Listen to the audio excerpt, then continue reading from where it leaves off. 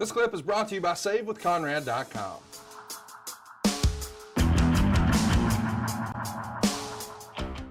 And they picked right up with the tag team moves. They had the move sets that were down pat and worked and flowed together. So it was almost still interchangeable in terms of the tag team wrestling, the chain moves that still worked. Now, by the time this had occurred, just so you know about the personal life, Bobby and myself had purchased homes one street apart. And we were starting to raise families. We lived actually one street apart for 12 years. And I watched his kids grow up from just tiny.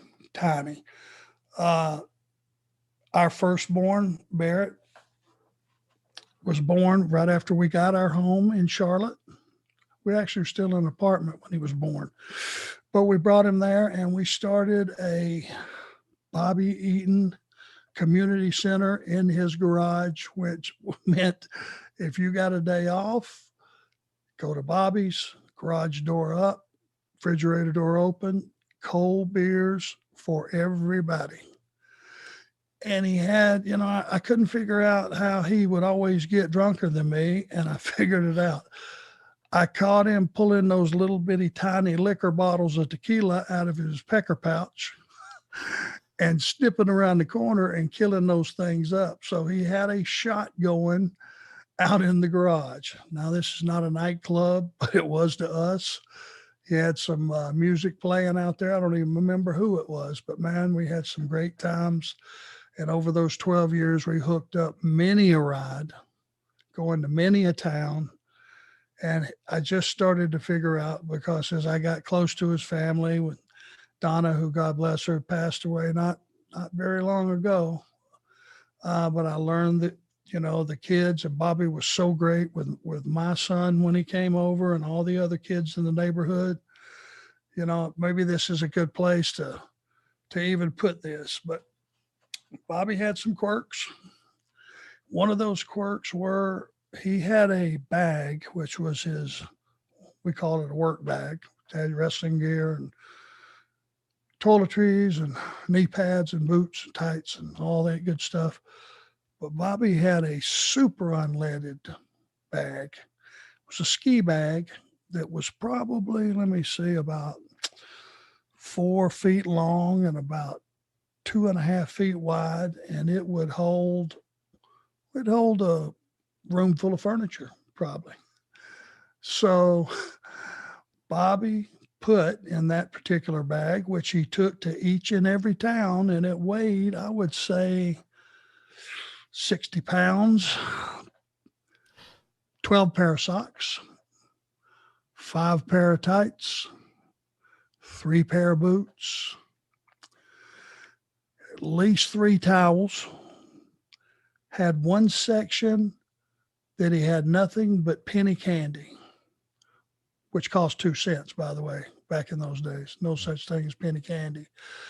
He had to have a sorted mix of, probably had to be 15 pounds of penny candy. Now, this bag was loaded down. It was a hardware store. So the kids in the neighborhood, when they wanted candy, they didn't go to the store. Where did they go? Bobby's garage. And go. Buddy, he would hook them up. Love it. Unzip the section that had the candies in and let them have at it. And as soon as they were done, back out of there, we would curtail some of the drinking while the kids were in the garage, and then we'd have back at it. The next day, he was right back down to the store to replenish his candy supply. So I just throw that in. And over the years, us grown-up kids, when we got to a town and we forgot that we didn't pack socks, or we didn't pack a towel, or even sometimes we just go get a hit off of the penny candy. But Bobby had some of everything. He had 3 pair of tennis shoes in that bag, and he's just going to a town, drive up, wrestle, and drive back. I begged him. I said, Bobby, please just get one little work bag that'll just get you up there and back. You're not even staying over. We'll He was ready, man. If you didn't know what I just said, neither did anyone else. No. But I knew. You spoke Bobby. Bobby said, that's it. I spoke Bobby. After a couple of years, I figured out how to translate. And what he just said is, I like it like it is. Fuck it. Now, listen, you talk about how you moved down the street from him. Now, were you close friends already when that all occurred, or it just so happened to work out that way? No, it just was one of those deals. We both were staying in an apartment called the Berkshire Apartments in Charlotte, which was nice. And it was kind of like the wives. In those days, 335 days a year were wrestling. We didn't have time to do nothing. So when we took off every afternoon at 2, 3, 4 o'clock, whatever time it was to go to work, every single day, they were apartment hunting the wives. And if one got a tip on a good deal, because none of us had lived in Charlotte, word spread. You know what I'm saying? Yes. Okay. So then, it's like Jimmy lived close to us. Bobby lived in that first apartment, the Berkshire. We were all right there close. Dennis was close. Then we found a neighborhood close to that, which was out on the edge of town. And we found a neighborhood that was not old at all. The house that I bought, it was very modest, 3-bedroom, 2 baths, had never had the fireplace even used. It was just a small house on a cul-de-sac and out on kind of on the edge of town, very modest. And I lived there 12 years, lived one street over from Bobby. And once Donna found out that we had found that, she went through the neighborhood and found another one that close. It was just a circumstance. It was just luck, I guess, meant to be. Okay. So, and because I love to ask the questions that really we can talk wrestling all day, but I love to learn about the person and relationships and how it all came together. So at that point, was he like, well, come on over, Lundy's, we'd love to have you for dinner. Like, how does the connection then continue to get closer where you're down in his garage eating penny candy and hanging out and having beers? Well, yes, since there was no days off, it would be like, some of those trips, even though they're few and far between, it's like, okay, we would go to Rock Hill, 20 minutes, 25 minutes down the road. So if you were on early, let's just say it was summertime and you were on first, second, third match, whatever the case may be, you were allowed to leave when you were done. So if you were out of there by 8 o'clock, you were home by 8:20. It wasn't even dark yet. So that was a day. If we were done, we could meet over at Bobby's and have some beers. You know what I'm saying? Sure. Sometimes on Sunday, you would have a matinee show. Afternoon, the night was clear. Still wasn't an off day by any stretch, but you did it in the afternoon. After that show was over, head over to Bobby's. And it was just a relaxing place. His neighbors became our neighbors and our neighbors became his neighbors. We had one of the greatest neighborhoods, especially those 2 street areas. There are people that are still our friends today that live there. And it made for a really good feeling to go on the road and know that you had people that were going to be there that could help keep an eye on your wife, your children, keep an eye on the house, because we weren't going to be back till 2 or 3 in the morning. And that, those kind of friends are few and far between. No, that's a very valid point. You figure, as kind of overseers of the house, you guys aren't home a lot. So you want to make sure too that they're safe and you have people around that you can kind of count on. So that's a good point. And nobody was a better neighbor than Bobby Eaton. I mean, anything that you needed done, if you needed something moved, and people do not realize, just by looking at him, no one will ever realize unless he grabbed you. Bobby Eaton was cock strong. Yeah. And any man of my era can tell you exactly what that is.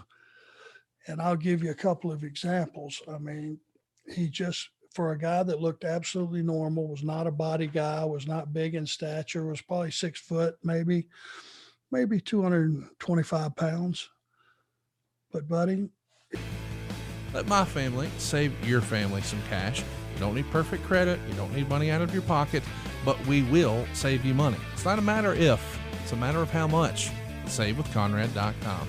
If you looked at his, go back and look at maybe some stills or something. Look at the size of his hands. It looked like it belonged on a damn Cro-Magnon man or something. But Bobby was claustrophobic, and some people knew that and some didn't. And the ones that did the ones that didn't know liked to mess with him a little bit. So if you came up behind Bobby, as an example, and reached around and put your hand over his mouth, you better let go and be around the corner in about 2 seconds, because you were fixing to get blown completely up.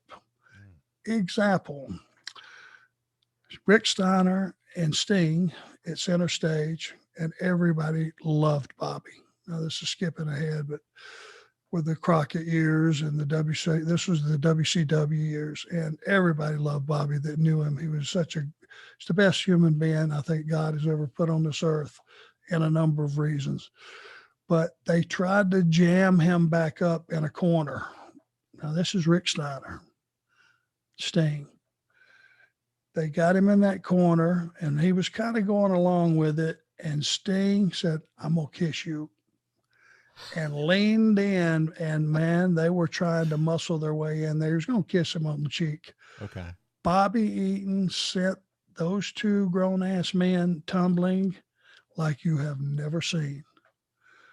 No way in hell were they holding him. And it was the claustrophobia that was flipping him out.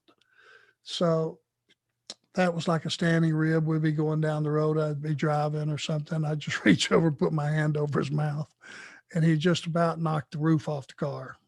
Thank God he never hit me. Hey, it's Conrad Thompson. Thanks for checking out the podcast here on YouTube.